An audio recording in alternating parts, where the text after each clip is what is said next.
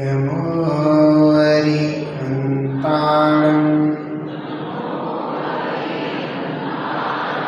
नमो सिद्धाणं नमो आयर्याणं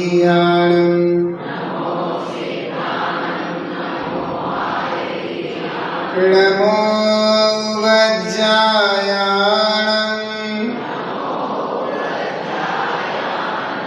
नमो लोहे सर्वसागुणम्।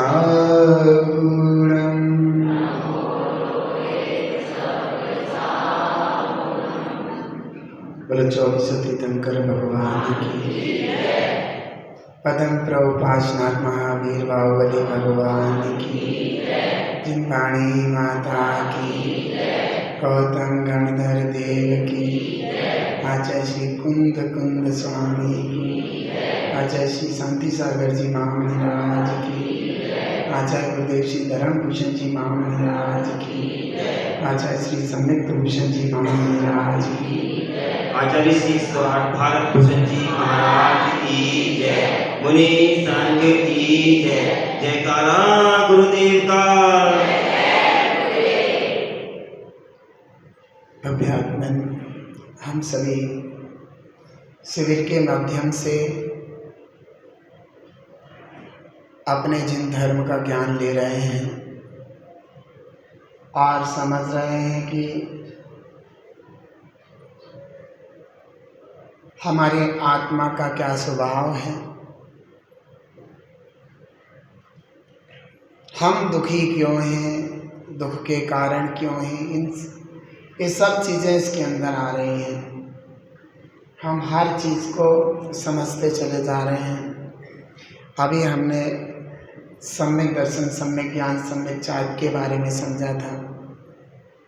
फिर हमने सम्यक दर्शन क्या होता है इसके बारे में जाना, सम्यक ज्ञान क्या होता है इसके बारे में जाना। फिर उसके बाद हमने सम्यक चारित्र के बारे में जाना। ये सब कुछ जान लेने के बाद हम विशेष सम्यक दर्शन के बारे में जान रहे हैं। हमने अभी पीछे सम्यक दर्शन के 25 दोष नहीं होने चाहिए उनके बारे में जाना। उनमें 8 संकादि दोष थे, 6 अनायतन थी, 3 मूर्ता थी और 8 मत, जिसमें हमारे संकादि 8 दोष हो चुके हैं, 6 अनायतन रूपी दोष हो चुके हैं और 3 मूर्ता हो चुकी हैं। अब हमें समझना है 8 मत, जिनमें हमारा शायद ज्ञान मत चल रहा था। तो ज्ञान मत के बाद अब हम यहाँ पर पढ़ेंगे कौन कौन से मद और होते हैं जो अगर हमारे जीवन में हो रहे हैं तो उनका हमें त्याग करना चाहिए। और समझ तो लेना ही चाहिए कि मद 8 प्रकार के कौन कौन से हैं। तो सबसे पहले हमने ज्ञान मद के बारे में ही जाना था।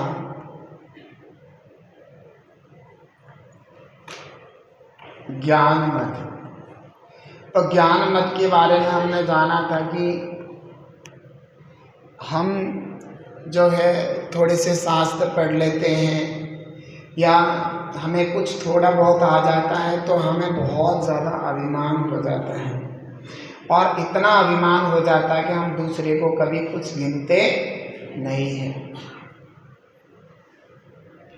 और ऐसी स्थिति में आपको पता नहीं है कि कितना बड़ा नुकसान हम कर लेते हैं। एक छोटा सा दृष्टांत आपके सामने रख रहे हैं कि अभिमानी व्यक्ति का हमेशा पतन होता है। अभिमानी व्यक्ति का हमेशा पतन होता है। तो वह कैसे सो बता रहे हैं कि ये कोई व्यक्ति था, उसने क्या किया, तैरने के ऊपर एक बुक लिखी, तैरना कैसे चाहिए, पानी में कैसे तैरना चाहिए। तो पानी में कैसे तैरना चाहिए इसके लिए उसने एक बुक लिखी और वह बुक कैसे लिखी, तैराकी लोगों से पूछा, उससे पूछा, उससे पूछा, उससे जगह जगह उन्होंने खूब प्रयास पुरुषार्थ किए और वह एक पुस्तक लिखी उन्होंने तैराकी के ऊपर। इसको थीसिस भी बोलते हैं। और इतनी मोटी पुस्तक उनकी हो गई। जब भी उस कहीं भी जाते तो उस पुस्तक को लेकर के जाते, सामने वाले लोगों को देते तो उनकी बहुत तारीफ करता। एक बार वो नाव से किसी नदी की यात्रा कर रहे थे,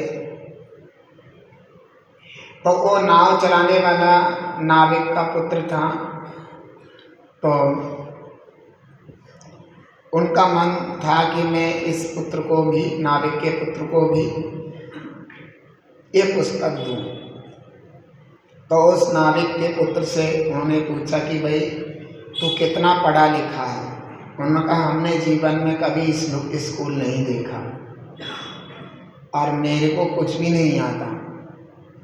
मेरे को तो पिताजी ने थोड़ा बहुत जो है नाव चलाना सिखा दिया और ये सिखा दिया कि जब कभी आपत्ति आ जाए, दिक्कत आ जाए नाव में, तो तुम अपने आप को कैसे बचा सकते हो और दूसरों को कैसे बचा सकते हो।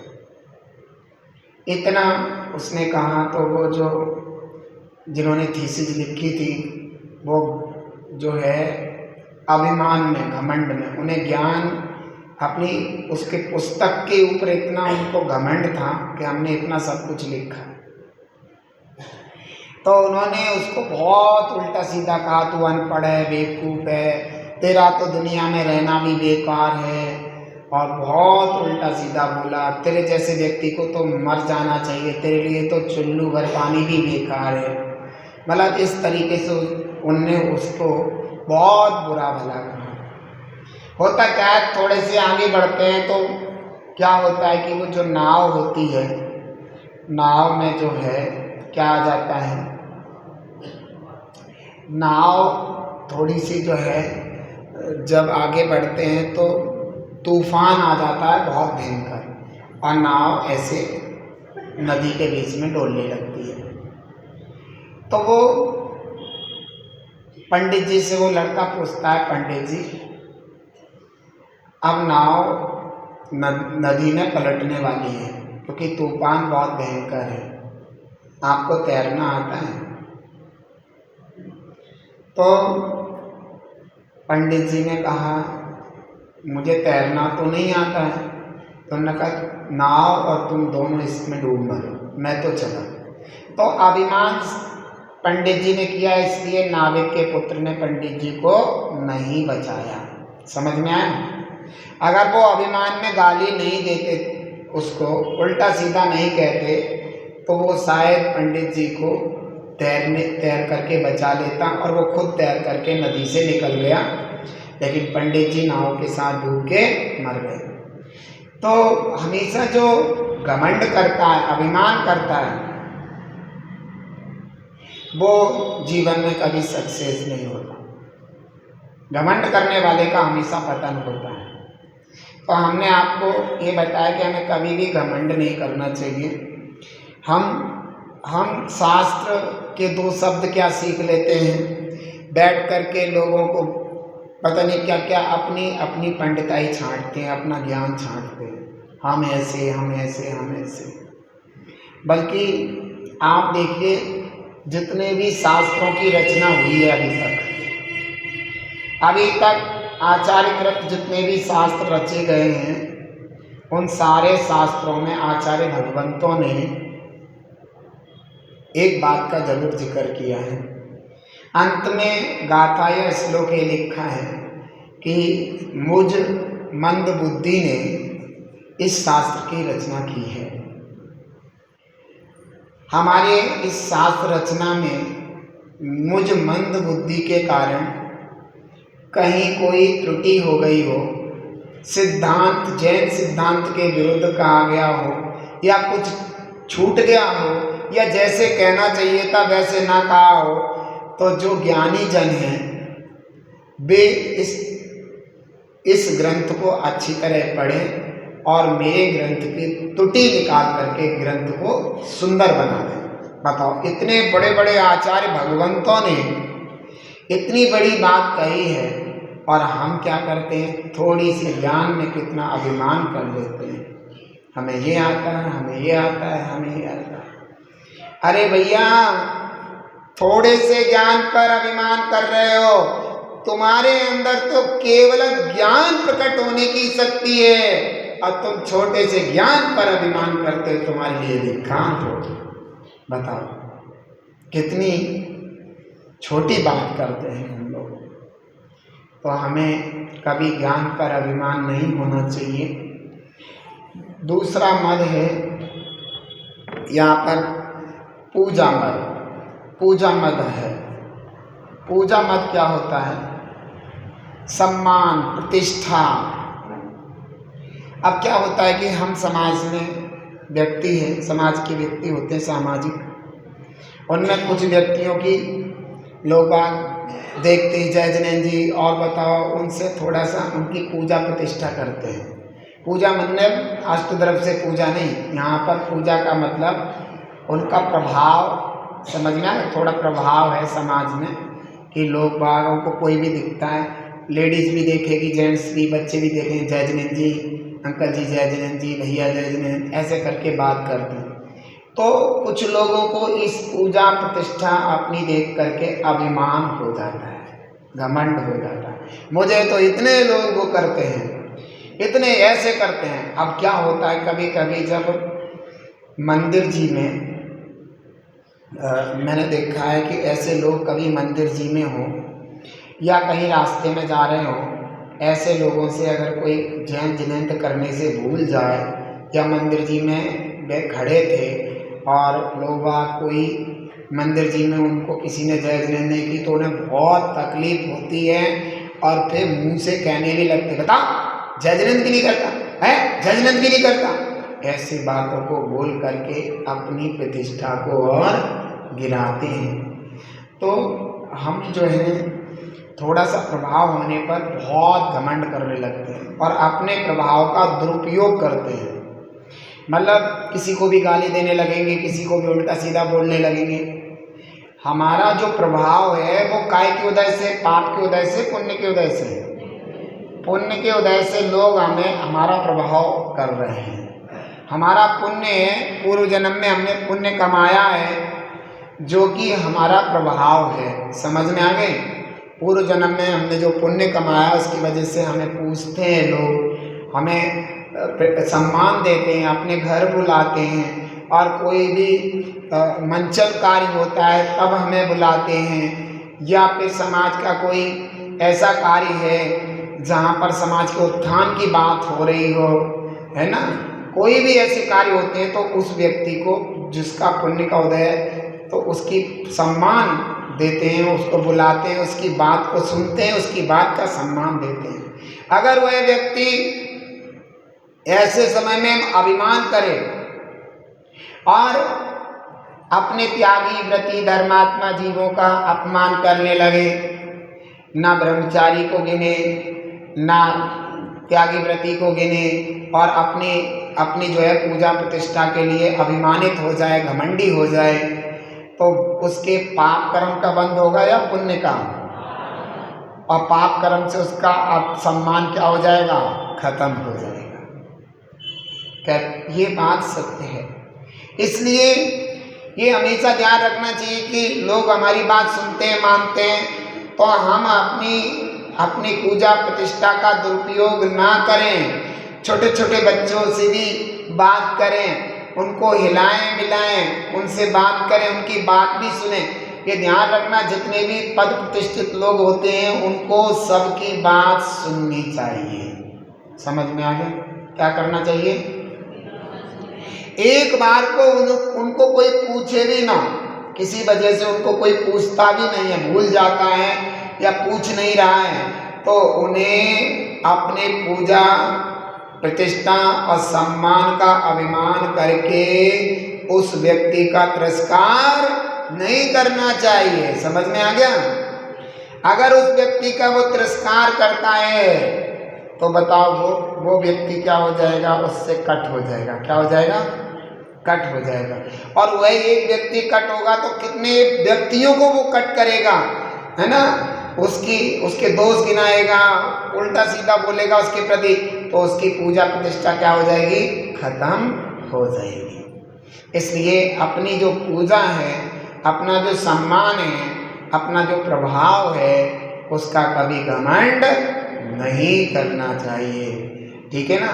अगर हमारा कोई सम्मान करता है, पूजा प्रतिष्ठा करता है, मतलब हमारे को सम्मान देता है, तो ये ध्यान रखें हम छोटे से छोटे बच्चे का सम्मान रखें, उससे अच्छे से बोलें, अच्छे से बात करें। ठीक है, अच्छे से सारी, और खूब जैन धर्म की खूब मय की प्रभावना करें, यही सबसे सुंदर बात है। लेकिन हमें पूजा का कभी अभिमान नहीं करना चाहिए। अब अगले वाला है ज्ञान। वो ज्ञान हो गया, पूजा हो गया। अब अगली वाला आ रहा है कुल। कुल मत हो जाता है किसी को, कुल मत। कुल मत, हमारे कुल में कोई राजा हो, पूजा प्रतिष्ठा वाला व्यक्ति हो, सम्मानित व्यक्ति हो, हमारे कुल में संपत्ति अधिक हो, हमारी जमीन जायदाद अधिक हो, तो हमें क्या आ जाता है? अभिमान आ जाता है। हम कहने लगते हैं पता है मैं किसके यहाँ का हूँ, पता है मुझे किसके यहाँ का हूँ मैं, ऐसे करके अभिमान करते हैं। ये जितना भी तुम्हारे कुल में धन संपत्ति, जमीन जायदाद, पूजा प्रतिष्ठा, सम्मान सब कुछ है ना, वो पुण्य के उदय से है। और तो ऐसी बात करके अपना जो है पुण्य को खत्म कर रहा है, तो तेरे सम्मान का क्या हो जाएगा? पतन हो जाएगा, पाप का उदय आते ही। तो कहते हैं हमारे कुल में कोई राजा हो, या फिर कोई सरकारी कोई अच्छा ऑफिसर हो, या डीएम हो, या कोई इस तरीके से हो हमारे कुल में, तो हमें कभी अभिमान नहीं करना चाहिए, है ना। अभिमान में हमें किसी को नीचा नहीं दिखाना चाहिए, है ना। बल्कि हमें हमारे पास जो धन संपत्ति आदि है, उससे हमें साधर्मियों की मदद करनी चाहिए, अपने धर्म को बढ़ाना चाहिए, ये सब करना चाहिए। नहीं तो पाप का उदय आएगा तो धूल में मिल जाएगा, ये समझना चाहिए। तो हमें कुल का भी अभिमान नहीं करना चाहिए। सम्यक दृष्टि ज्ञान का मद नहीं करता, अपने पूजा प्रतिष्ठा का मद नहीं करता, और अपने कुल का भी मद नहीं करता। जाति मत भी कुल जैसी होती है। ये फर्क होता है इतना कि उधर कुल तो पिता के पक्ष को लेकर के अभिमानित किया जाता है, और जाति जो है माँ के पक्ष का।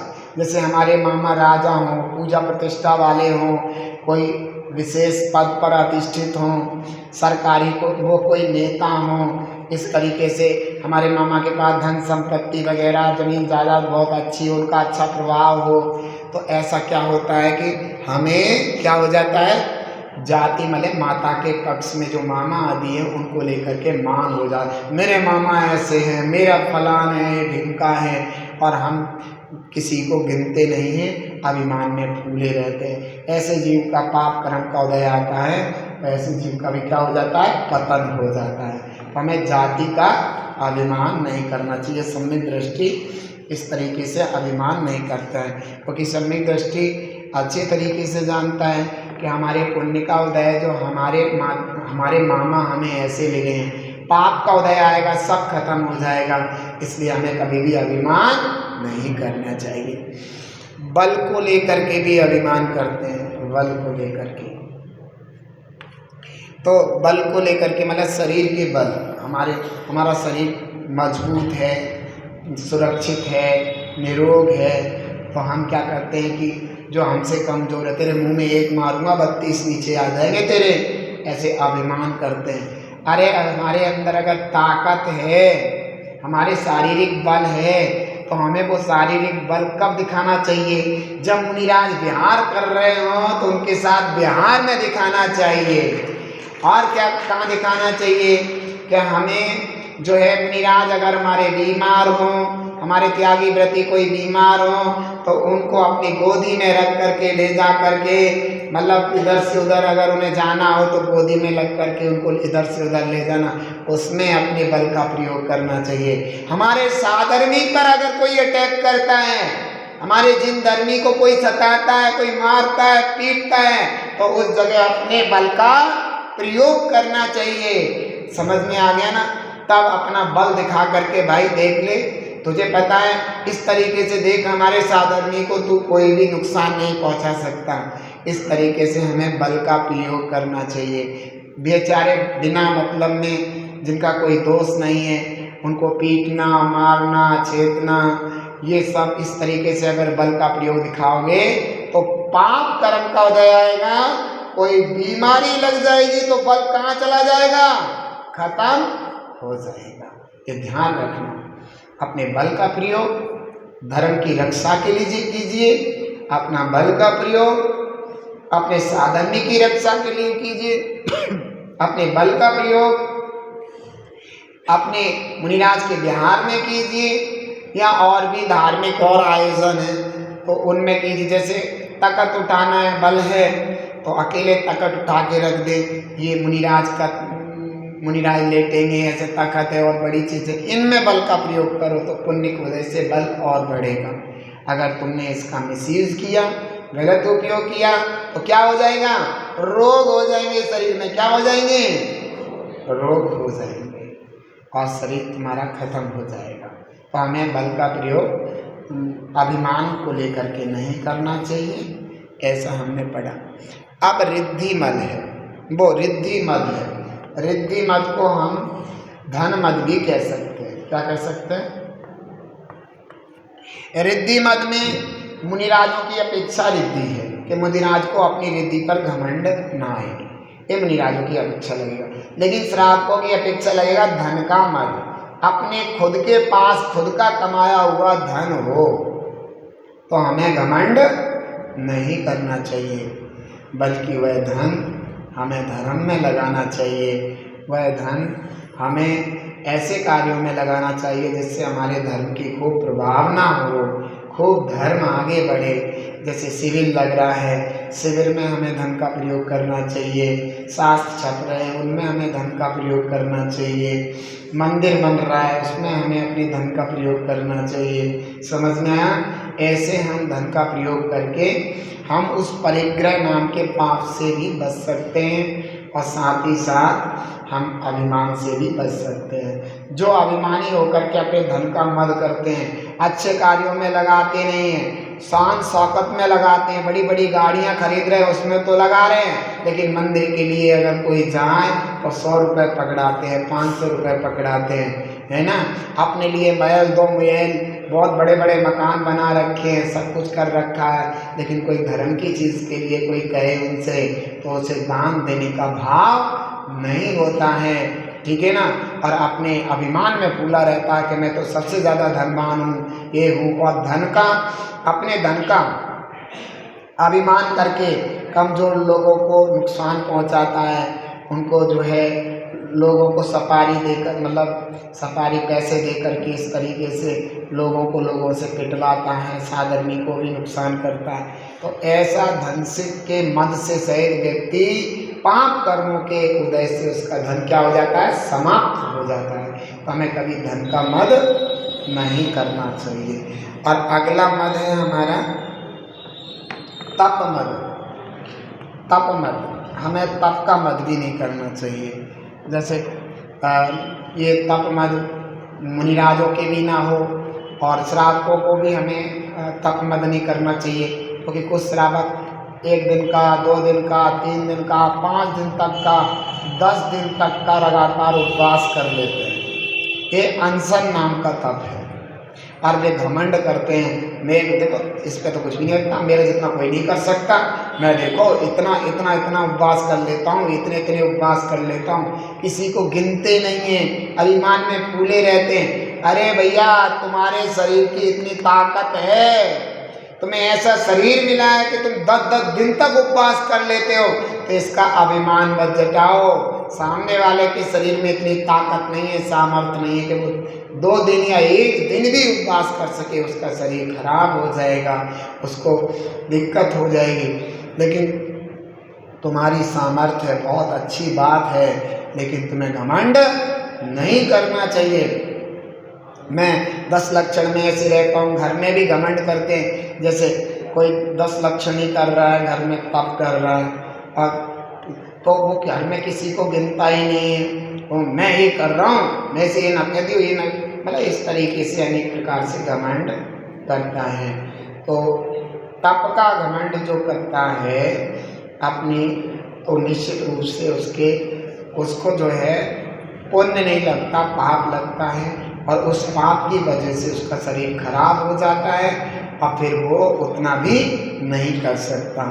ठीक है, ये हमें तप का मत भी नहीं करना चाहिए। और आगे है रूप का मत। रूप का मत, रूप माने शरीर की सुंदरता का मत। तो हमें रूप का मत भी बहुत होता है। जो बहुत सुंदर होता है, जो लड़के लड़कियां बहुत सुंदर होती हैं, वे दूसरे को गिनती नहीं है। कोई काला है, किसी की आँख छोटी बड़ी है, कोई काना है, लूड़ा है, लगड़ा है, ऐसे लोगों को वो बहुत चिढ़ाते रहते हैं, देखो ये तो ऐसा है, ये तो ऐसा है, मैं देखो कितना सुंदर हूँ, है ना। और रूप का मद ऐसे भी होता है कि रूप मदधारी अपने रूप को दिखाते भी फिरते हैं, है ना। नए नए तरीके के श्रृंगार करेंगे और नए नए तरीके के कपड़े पहनेंगे, फिर लोगों को दिखाते रहेंगे, है ना। और जो है वो आओ इज्जत की भी ध्यान नहीं रखते। बहुत सी, हम आपको बता दूं, रूप के मद में बहुत सी स्त्रियां जो होती हैं, रूप के मद में क्या करती हैं, आप देखना अपने जैन समाज की ही बात, जैन समाज में भी ऐसी बात हो गई है। आप बैठी हुई हमारी माताएं, बहनें, बेटियां, आप मेरी बात ध्यान से सुनो, हमारे समाज में भी आ गई ये बातें। हम क्या करेंगे, रूप के मद में साड़ी का पल्लू लिया, ऐसा एक तरफ डाला और पीछे सर से लेकर के कमर तक पूरी कमर खुली हुई है, सिर्फ एक डोरी है, डोरी, ये डोरी होती है सिर्फ। अब वो डोरी भी इसलिए वो चिपका रहे, नहीं तो वो डोरी टूट गई तो डोरी खुल जाएगा। तो ये पूरी पीठ दिखा रहे हैं, और ये हमारे जैन समाज में औरतें करती हैं ऐसा। बताओ, आप में से भी शायद कोई करता हो। पूरी पीठ खुली हुई है, सिर्फ एक डोरी है और एक पल्लू डाल रखा है, क्या दिखा रहे हो हैं। और ऐसे बुरे बुरे ये जो बाल हैं, ऊपर को गट्ठर बना के ऐसे जैसे कोई ताड़ का आई हो, कोई चुड़ैल सी बन के, और ये आँखों में यहाँ पता नहीं काले पीले लाल कर लेंगे, यहाँ पे पता नहीं क्या क्या कर लेंगे, और ओठों में ऐसे रंग लेंगे बुरी तरीके से। ओठ ये औरतें इतना कुरूप बनाती हैं, वे अपने आप को, अरे तुम्हारी सुंदरता इन चीज़ों से दिखाने से तुम्हारी सुंदरता नहीं है, सबसे बड़ी सुंदरता सील पालने से है, ब्रह्मचर्य पालने से है। समझ में आया? इससे सुंदरता नहीं होती। तुम दूसरों को ये दिखा रहे हो, दूसरे तुम्हारे रूप को देख करके विकार को प्राप्त हो रहे हैं, उनके भाव खराब हो रहे हैं। आपने कितने ही लोगों के भाव खराब कर दिए, उसमें निमित्त बने, और तुमने अपना रूप दिखाया दूसरों को, तो वो गलत किया। इसलिए किसी दिन हो सकता है कि, क्योंकि पाप का उदय कभी भी आ सकता है, जीव के हो सकता है तुम कभी गैस जला रही हो और गैस का भभका आए और तुम्हारे मुंह पर पड़ जाए और तुम्हारा मुंह देखने लायक ना हो, तुम्हारे बच्चे भी तुमसे डरें देख तुम्हारा रूप देख करके। इसलिए हमें कभी घमंड नहीं करना चाहिए, अपने शरीर को उल्टा सीधा नहीं दिखाना चाहिए। अब सब महिलाओं को पता है कि भारत भूषण महाराज के पास जाएंगे ऐसे तो महाराज जी डांट देंगे। तो मैं देखता हूँ कई बार ऐसी सिद्धि चली आ रही ताड़का की तरह, उनने देखा महाराज बैठे तो पटती ना, बताओ ऐसे काम है। महाराज के पास आके उन्होंने पल्लू ढक लिया और अपने घर से लेके यहाँ तक सबको दिखा दिया ये हम कैसे हैं। तो ये रूप के अभिमान में लोग ऐसा काम करते हैं, और ऐसे रूप का अभिमान, रूप सुंदर मिला है पुण्य का उदय है। और इस रूप की कदर तब है जब तुम शील पालन करो, संयम पालन करो, और इसी कुकर्म मत करो। ऐसे रूप किसी को मत दिखाओ जिससे आपकी रूप को देखकर कोई विकार को प्राप्त हो। आपका सबसे बड़ा जो सुंदरता है वो ब्रह्मचर्य और शील है। आप देखिए हमारे यहाँ कितनी बड़ी बड़ी सतियाँ हुई हैं, चंदन वाला हुई हैं, उन्होंने अपने शील की रक्षा की नहीं की। अंजना, चंदन वाला, ये कितनी कितनी सतियाँ हुई हैं, उन्होंने अपने रूप को किसी को दिखाया नहीं, बल्कि उन्होंने शील की रक्षा की, अपने शील धर्म का पालन किया।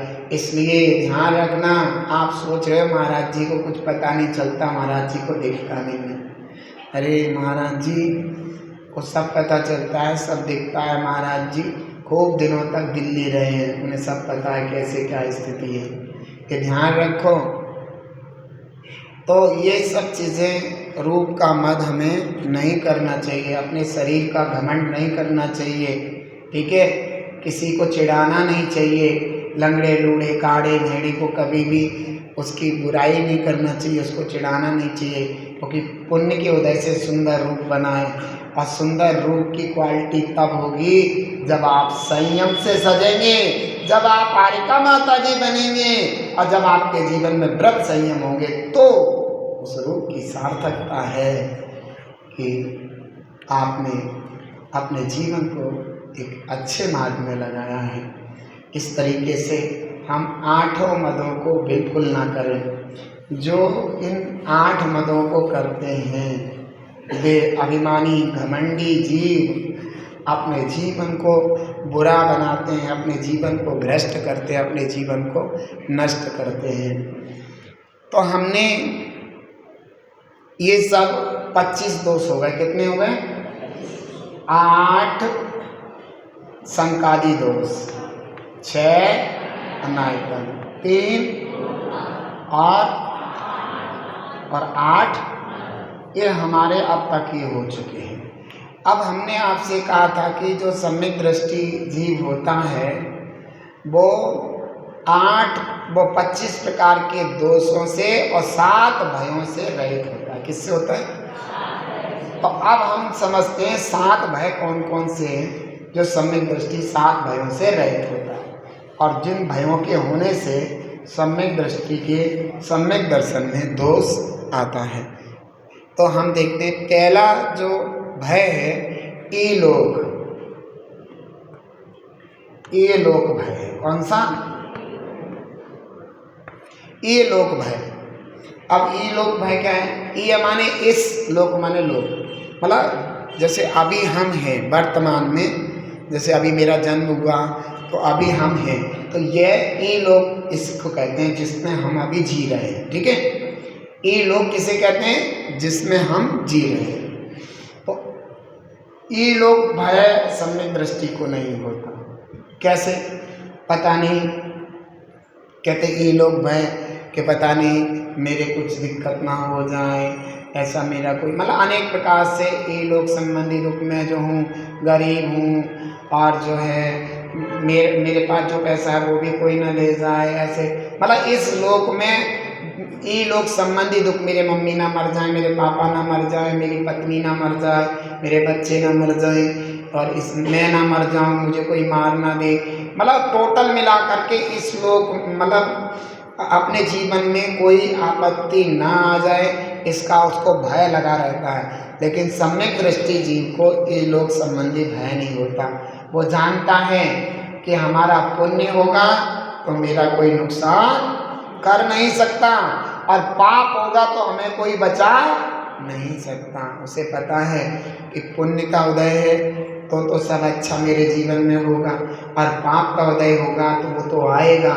इसलिए वो क्या करता है? पाप का उदय पाप रूप में ना आए तो सच्चे देव साधु की क्या करता है? आराधना करता है। क्या करता है? डरता नहीं है, बल्कि प्रभु की आराधना करता है, पंच परमेष्टि की आराधना करता है। हे भगवान, मेरे जीवन में हमेशा धर्म हो, मैं किसी भी बात से डरूं ना, आपके मार्ग में चलूं, और जो है अपने जीवन को अच्छा बनाऊं। तो वो डरता नहीं है, और इसलिए भी नहीं डरता, उसे पता है कि मेरा जो आत्मा है उस आत्मा को कोई छू भी नहीं सकता है, तो मुझे मार कैसे सकता है। समझ में आ गया? मेरा आत्मा अमूर्तिक है, मेरे आत्मा कोई टच भी नहीं कर सकता। शरीर को नष्ट कर सकता है तो शरीर तो एक दिन नष्ट होना ही है, शरीर तो एक दिन खत्म होना ही है। शरीर तो एक दिन लकड़ियों पे जलना ही है, तो मैं क्यों भय करूं। और आत्मा को मेरे को कोई छू नहीं सकता, मेरे आत्मा को कोई टच नहीं कर सकता, मेरे आत्मा को कोई जला नहीं सकता, मेरे आत्मा को कोई काट नहीं सकता, मेरे आत्मा को कोई गला नहीं सकता, मेरे आत्मा के कोई टुकड़े नहीं कर सकता, तो मेरे आत्मा तक तो कोई पहुंच ही नहीं सकता है, तो फिर मैं क्यों डरूं। तो इस लोक संबंधी उस सम्यक दृष्टि जीव को भय नहीं होता है और मस्त रहता है, हमेशा धर्म करता है, भगवान की आराधना करता है, हमेशा आत्मा से परमात्मा बनने की भावना करता है। तो इस लोक संबंधी किसी भी प्रकार का भय सम्यक दृष्टि को नहीं होता है। अगर जिसको होता है तो वो सम्यक दृष्टि नहीं होता है, वह सम्यक दृष्टि दर्शन को मलिन करता है।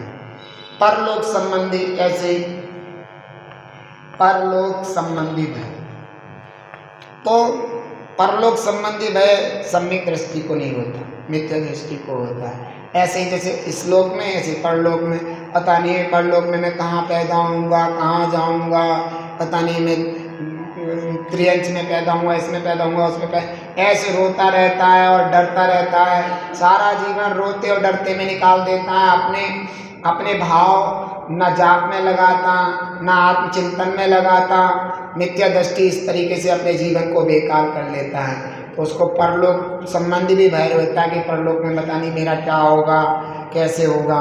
लेकिन सम्यक दृष्टि जानता है कि हमें देखो जैसा भी हर जीव के अपने अपने कर्म के बंधन के हिसाब से फल मिलता है। हमने अपने जीवन में जैसा भी किया है उसके अनुसार कर्मों का बंधन हुआ है, तो इसलिए जैसा भी कर्म बंधन हुआ है, जैसा होगा हो जाएगा, लेकिन हम अपने भाव अच्छे रखेंगे। ठीक है, मेरे भाव अच्छे इतने अच्छे रहे कि अगले भाव में हम निश्चित रूप से कर्मों का नाश करके भगवान बने। तो अगले भाव संबंधी वो कोई टेंशन नहीं लेता, डरता नहीं है, यही विचार करता है भगवान अगले भाव में भी मुझे जिन धर्म मिले, जिन धर्म की आराधना करूं, मेरे जीवन में संयम हो, वो डरता नहीं है।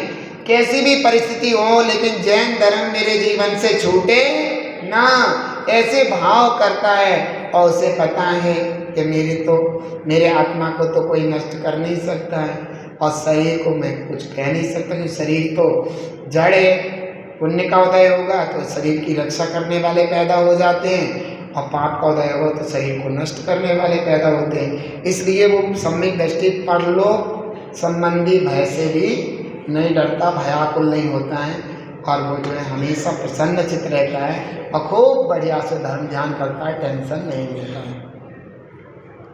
अब मृत्यु भय, तो मृत्यु भय, हाँ जैसे उनमें ये चीज़ें आ गई हैं सब, तो मृत्यु भय अलग से भी लिया है।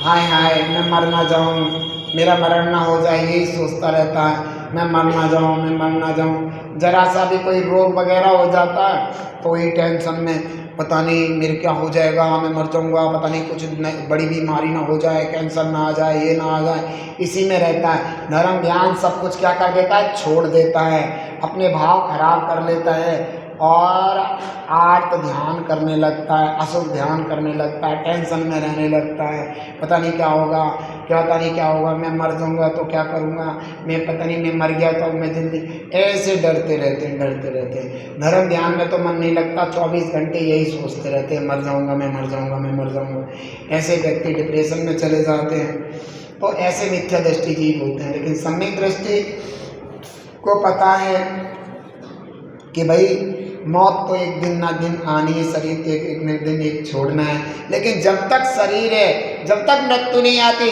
तब तक खूब मस्ती से क्या करना है, धर्म ध्यान करना है, अच्छे भाव करना है, गलत कोई काम नहीं करना है।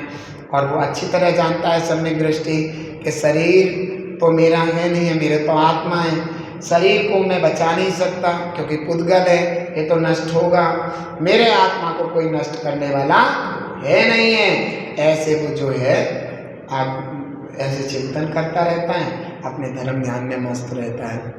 तो और आगे बना वेदना भय। तो वेदना भय में भी जैसे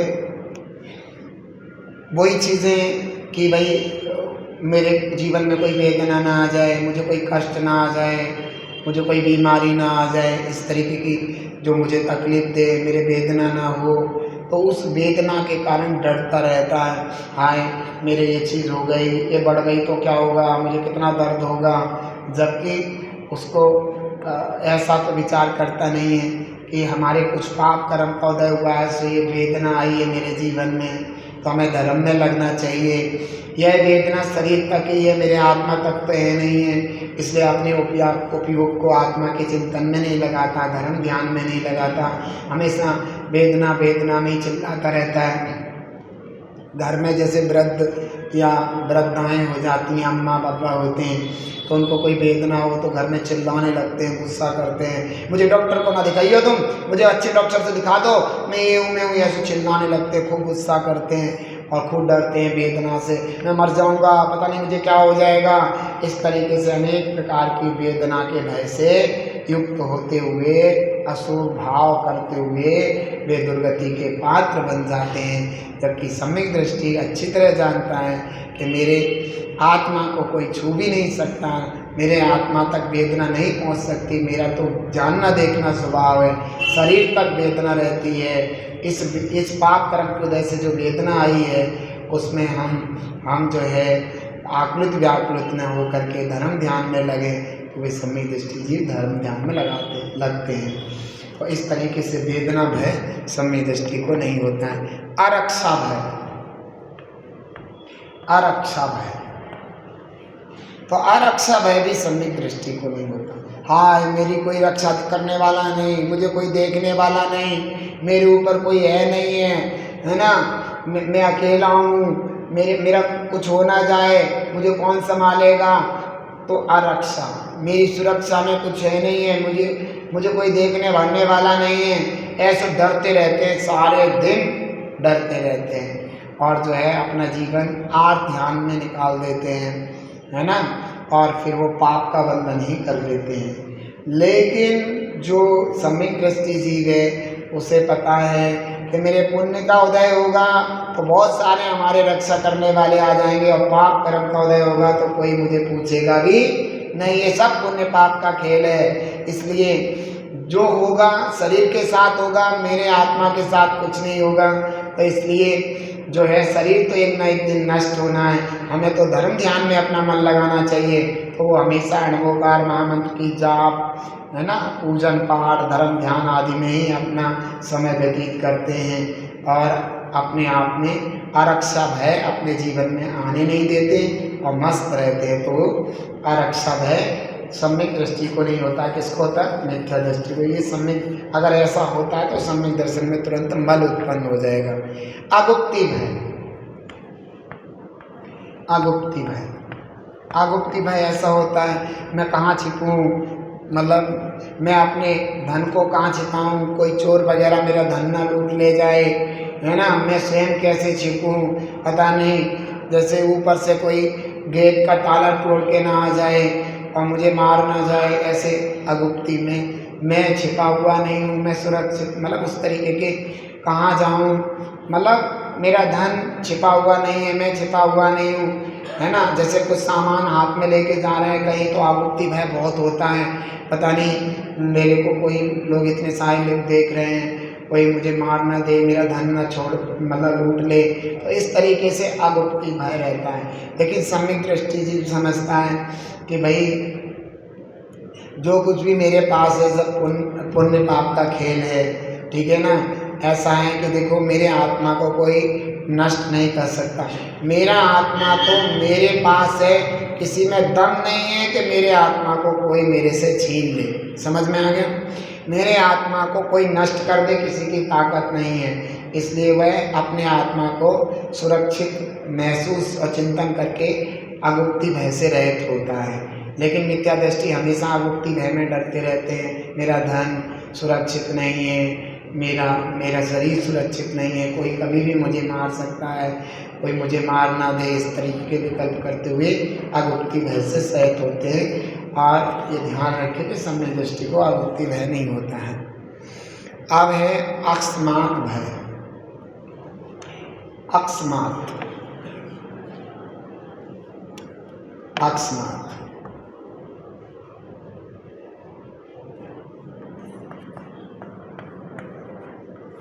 अकस्मात भय। तो अकस्मात भय क्या होता है?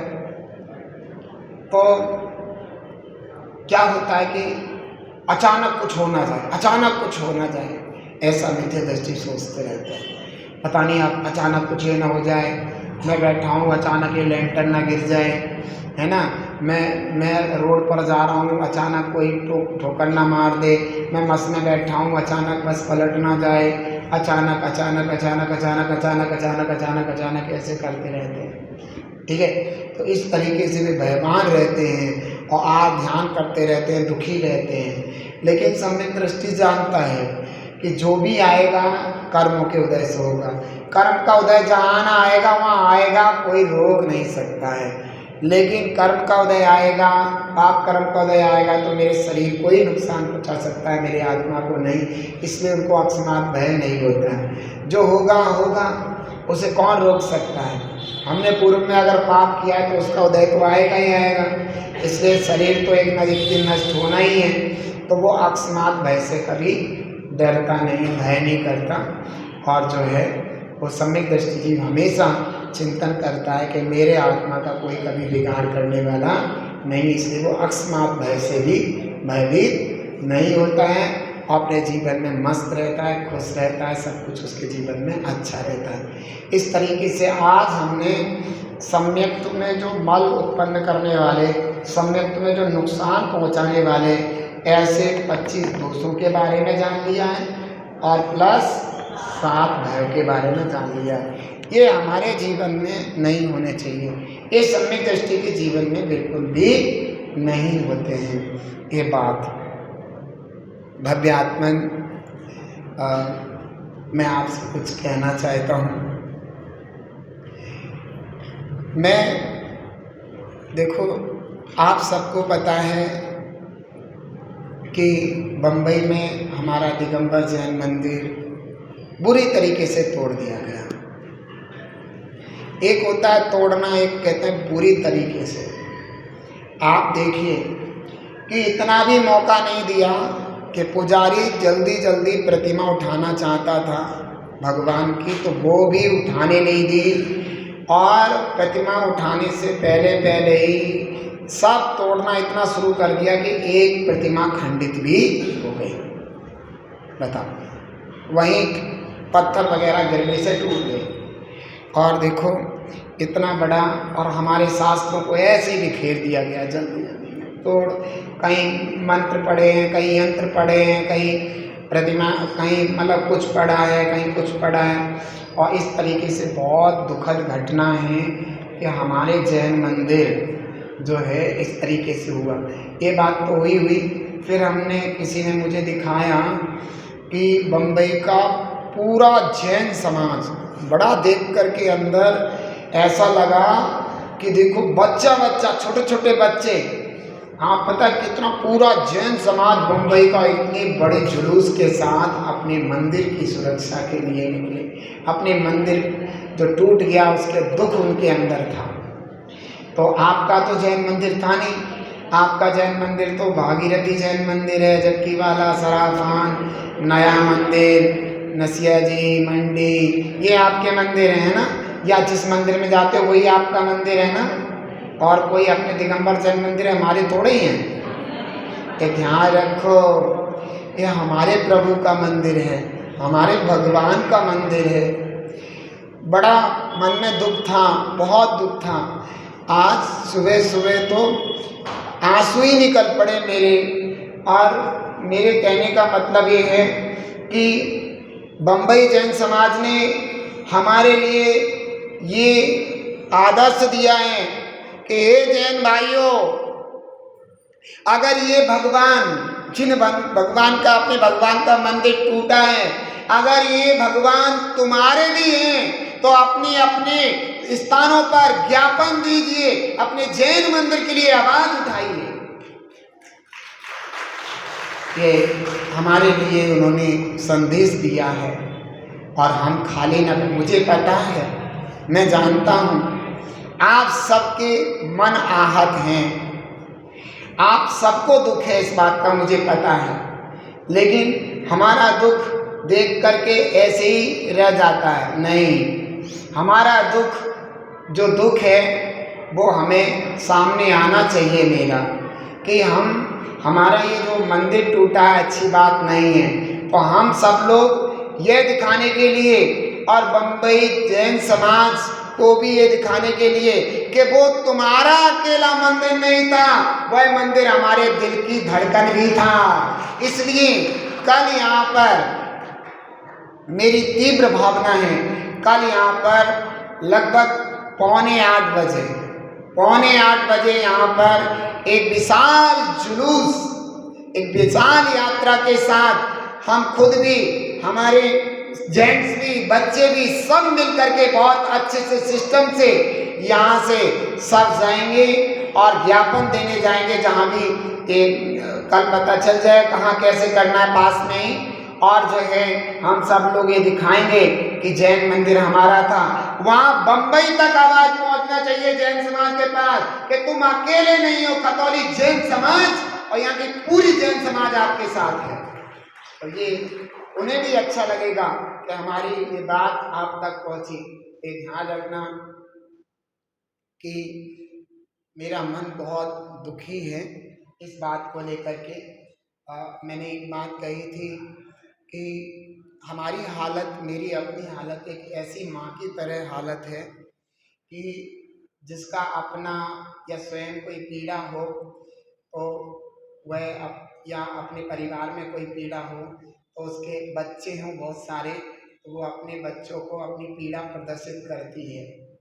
देखो, तो वो मैं अपने अंतरंग से, अपने तुम मेरे सब बच्चे हो और मैं अपनी पीड़ा प्रदर्शित कर रहा हूँ और यह कहता हूँ कि खतौली का बच्चा बच्चा इस जुलूस में शामिल हो और पूरे खतौली को भी क्या और भी लोगों को पता चलना चाहिए कि भाई हम जैन समाज अपने जिन धर्म के लिए कुछ भी कर सकते हैं। तो इस तरीके से हम सब ध्यान रखना। मेरी भावना है, मेरी अपनी भावना है कि आप सब लोग कल उस जुलूस में शामिल होकर के, और साथ ही साथ हमारे युवा वर्ग हैं, जैसा कि मैं सबसे कहता हूँ, युवा वर्ग मेरे दिल की धड़कन है, मेरे हृदय की बात है। युवा वर्गों से सभी युवा वर्ग जो हैं उनसे मेरा एक कहना है कि मैं तुम्हें आह्वान करता हूँ कि कल समस्त युवा वर्गों को, महिलाओं को, पुरुषों को, बड़ों को, छोटों को दिखा देना है कि हमारा मंदिर आहत हुआ है तो मेरी आत्मा आहत हुई है। ये बात जन जन तक पहुंचाना है। हम यहाँ पर करेंगे, हमें देख करके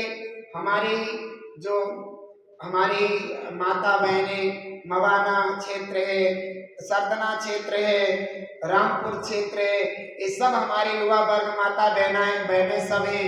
ये देख देख करके वे भी अपनी अपनी जगह इस तरीके से निकालेंगे तो हमारे जैन धर्म का बहुमान बढ़ेगा। सरकार को पता भी चलेगा कि हमें बहुत दुख हुआ है, आहत हुए हैं, तो पता नहीं हमारे लिए क्या और अच्छा हो सकता है। इसलिए उस जैन मंदिर के लिए सब कुछ अच्छा हो। हमारी भावना है कि वहाँ एक विशाल मंदिर बने और भगवान की बहुत अच्छी प्रतिष्ठा हो, ऐसी मेरी भावना है। इसके लिए हमें कदम बढ़ाना पड़ेगा, हमें साथ देना पड़ेगा और ये सब कुछ करना पड़ेगा। तो इसलिए मेरा सबसे भाव यही है, मैं जानना चाहूँगा, हाथ उठा करके प्रदर्शित करो कि किस किस की भावना है कि कल 7:45 बजे जुलूस में शामिल होकर के हम अपने मन की भावना पूरी करेंगे। और ये ध्यान रखना, जो अपने काम है, मैं आपको बता रहा हूँ, जो अपने काम है वो आगे पीछे कर लेना। ज़्यादा देर का काम नहीं है, आधे घंटे से लेकर के 1 घंटा भी शायद लगेगा नहीं।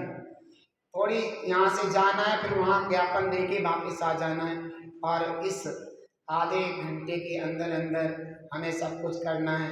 मैंने कल आहार का कहा 1 बजे रखा है, उसका कारण ये है कि जो महिलाएं आहार में लग जाती हैं वो नहीं आ पाती, उनसे भी मेरा कहना है कि वे आहार में ना लगे, पहले यहाँ आए।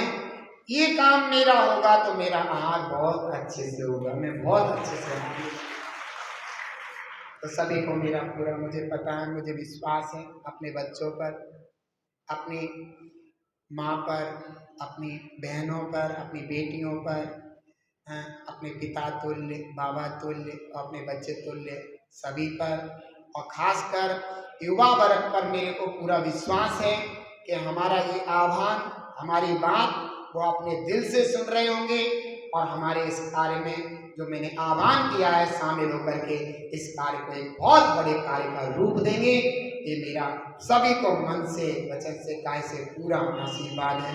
धर्म वृद्धि तो ठीक ध्यान रखें, 7:45 बजे की बात कही है तो 7:45 बजे से 5-10 मिनट पहले ही आप पधारना है यहाँ पर, जिससे कि लगना चाहिए कि हमारे गुरु ने ये बात कही है और हमारे भगवान के मंदिर आहत हुआ है, मेरी आत्मा आहत हुई है, और इसके लिए हम पहले ही आकर के यहाँ पर बैठेंगे। उस काम को सबको लगना चाहिए, समाज को भी लगना चाहिए कि कितना इनके मन में कितना दुख है, पीड़ा है कि अपने भगवान के मंदिर के लिए यहाँ पर उपस्थित हुए। तो ध्यान रखें कि 7:45 बजे का तो 7:45 बजे से पहले आकर के यहाँ अपना जो है उपस्थिति दर्ज कराएं और मेरे मन को खुश करें। आप 7:45 से पहले आएंगे और 7:45 बजे तक यहाँ पूरा हॉल भरा होगा तो मेरे आत्मा को बहुत खुशी होगी, मेरा मन बहुत प्रसन्नचित्त होगा। इसलिए मेरा सभी को आशीर्वाद है और बहुत बहुत आशीर्वाद है। प्लीज़ कृपया इस कार्य में ज़रूर आएँ। अगर मैंने किसी को डांट दिया हो, पीड़ा पहुंचाई हो, दुख पहुंचाया हो, मैंने कुछ कहा हो, अगर इससे वो मेरे से जो है दुखित हो, मेरी बात नहीं सुनता हो, उसे मैं क्षमा चाहता हूँ और सबको आह्वान करता हूँ कि एक बार जोरदार से इस काम के लिए 7:45 बजे से पहले आकर के मेरे मन को खुश कीजिए, मेरी आत्मा को खुश कीजिए। मैं बड़ा दुखी हूँ इस बात को लेकर के, इसलिए सभी को मेरा मन से, वचन से, काय से क्षमा भी और सभी को आशीर्वाद। हे जीवाणी भारती तो जपो दिल रे, जो तेरी शरणा गए सो पावे सुख चैन। ज्ञानी के ज्ञान दे सूझे लो कालो, सो वाणी मस्तक नमो सदा देती हूँ। तो बोलबात सांगवाणी जिनवाणी माता की 9 बार नमो का नाम का स्मरण करेंगे।